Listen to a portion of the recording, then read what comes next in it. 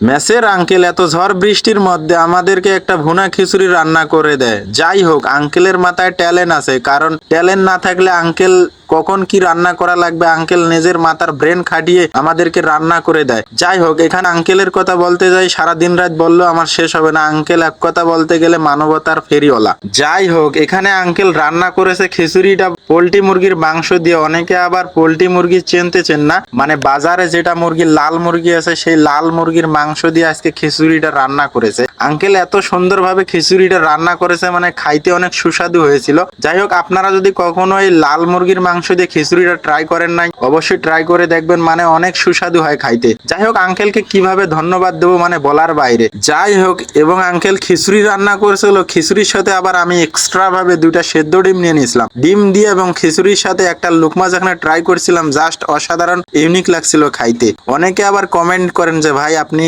এত ডিম খান। আসলে ভাই আমি সেদ্ধ ডিম প্রচুর খাই, কারণ আমাকে ডিম খাইতে সবসময় ভালো লাগে। ডিম আমাকে পার্সোনালি ভাবে অনেক ভালো লাগে খাইতে। যাই হোক, এবং খিচুড়ি এবং ডিমের স্বাদের কথা যদি আজকে বলতে যাই, একে রেট করবো 9.8। যাই হোক গাইস, আজকের ভিডিও পর্যন্ত। ভিডিও ভালো লাগলে অবশ্যই লাইক করবা আর ফটাফট কমেন্টে জানাবা এরকম ভিডিও কি চলবে গাইস।